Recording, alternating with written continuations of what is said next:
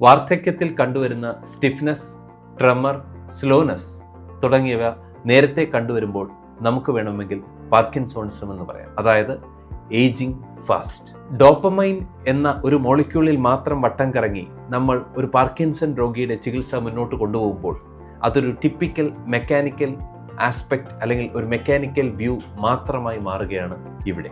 1950കളിൽ identify ചെയ്ത റെട്ടിക്കുലർ activating system എന്ന ബ്രെയിനിന്റെ ഒരു പോർഷൻ, സബ്സ്റ്റാൻഷ്യ നൈഗ്ര, ബേസൽ ഗാംഗ്ലിയ തുടങ്ങിയവയാൽ രൂപപ്പെടുന്ന ഈ റെട്ടിക്കുലർ ആക്ടിവേറ്റിംഗ് സിസ്റ്റം അത് നൽകുന്ന സെൻസറി ഇൻപുട്സ്, ഈ സെൻസറി ഇൻപുട്സ് ആക്ടിവേറ്റ് ചെയ്യുന്ന upper part of the brain അപ്പോൾ തന്നെ ഒരു ഇൻഹിബിറ്ററി എഫക്റ്റ് ബോഡിയിലേക്ക് വരുന്നു. ബോഡി ഒരു റെസ്റ്റിംഗ് കണ്ടീഷനിലേക്ക് വരുന്നു. ഉദാഹരണം പറഞ്ഞു കഴിഞ്ഞാൽ ഈ റെറ്റിക്കുലർ ആക്ടിവേറ്റിംഗ് സിസ്റ്റം നൽകുന്ന സെൻസറി ഇൻപുട്സ് ആക്ടിവേറ്റ് ആകുമ്പോൾ നമ്മുടെ ബോഡി ഒരു റിലാക്സ്ഡ് സ്റ്റേറ്റിലേക്ക് പോവുകയാണ് വേണ്ടത്.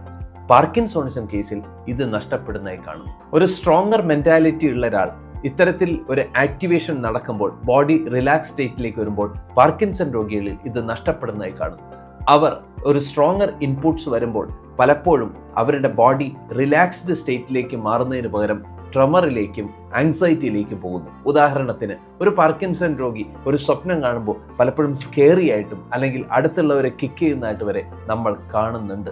ഡോപ്പമൈൻ എന്ന ഒരൊറ്റ മോളിക്യൂളിൽ വട്ടം കറങ്ങി നിൽക്കുന്ന ഇപ്പോഴത്തെ ചികിത്സാ രീതിയിൽ നിന്നും എന്തുകൊണ്ടും പാർക്കിൻസൺ രോഗികൾക്ക് വേണ്ടത് ഒരു എൻറിച്ച്ഡ് എൻവയോൺമെന്റ് ഡെവലപ്മെന്റ് ആണ്. എൻവയോൺമെന്റൽ എൻറിച്ച്മെന്റ് എന്ന കൺസെപ്റ്റ് തന്നെയാണ് പാർക്കിൻസൺ രോഗികളിൽ തീർച്ചയായിട്ടും ഫലവത്തായി വരുന്നത്. ഇൻഫ്ലമേഷൻ കൺട്രോൾ ചെയ്യുക, ഡീഗ്രഡേഷനെ കൺട്രോൾ ചെയ്യുക, അവരുടെ ബവൽസ്. തീർച്ചയായിട്ടും ഒരു പാർക്കിൻസൺ വരുന്നതിന് മുമ്പ് അവരിൽ പ്രൈമറി ആയിട്ട് കാണിക്കുന്ന സിംറ്റമാണ് കോൺസ്റ്റിപ്പേഷൻ അഥവാ മലബന്ധം എന്നുള്ളത്. അതിനെ തീർച്ചയായിട്ടും കറക്റ്റ് ചെയ്യുക. അമിതമായിട്ട് എൻഡോടോക്സിൻ റിലീസ് ചെയ്യുന്നുണ്ടെങ്കിൽ അതിനെ എത്രത്തോളം പെട്ടെന്ന് സെറ്റിൽ ചെയ്യുക. ഇങ്ങനെയുള്ള ഒരു ഓവറോൾ എൻവയോൺമെന്റൽ എൻറിച്ച്മെന്റ് ആയിരിക്കും തീർച്ചയായിട്ടും ഒരു പാർക്കിൻസൺ രോഗിയിലേക്ക് വേണ്ടത്. പാർക്കിൻസൺസിന് പല ജീനുകളും ഞാനിവിടെ എപ്പിജനറ്റിക് അനാലിസിസ് കാണുന്നുണ്ട്. പലതരത്തിലുള്ള ജീൻ സ്വിച്ചസിനെയും നമുക്ക് തന്നെ നാച്ചുറലായിട്ട് നമ്മുടെ ലൈഫ് സ്റ്റൈൽ മോഡിഫിക്കേഷൻ വഴി അത് കൺട്രോൾ ചെയ്ത് കൊണ്ടുവരാവുന്നതേ ഉള്ളൂ. പാർക്കിൻസോണിസം വരാതിരിക്കുവാൻ ഏറ്റവും കൂടുതൽ ശ്രദ്ധിക്കേണ്ടത് പുതിയ പുതിയ ഇൻപുട്സ് നമ്മുടെ ബ്രെയിനിലേക്ക് കൊടുക്കുക എന്നുള്ളതാണ്. പലപ്പോഴും ഞാൻ കാണുന്ന എൻ്റെ പാർക്കിൻസൺ രോഗികളിൽ ഏറ്റവും കൂടുതൽ അഡ്രസ്സ് ചെയ്യുന്ന ഒരു സംഭവം ലേൺഡ് ഹെൽപ്ലെസ്നെസ് എന്നുള്ളതാണ്. അതായത് പഠിച്ച നിസ്സഹായാവസ്ഥ. നിങ്ങളുടെ ബ്രെയിനിൽ പുതിയ പുതിയ ഇൻപുട്സുകൾ കൊടുക്കുക, നല്ല പോസിറ്റീവായിട്ടുള്ള അഫർമേഷൻസ് നിങ്ങൾ തന്നെ നിങ്ങളിലേക്ക് എത്തിക്കുക. നിങ്ങളുടെ കുടുംബവും നിങ്ങളുടെ ബന്ധുക്കളും നിങ്ങളുടെ കൂടെ ഒപ്പം തന്നെ ഉണ്ടാകും.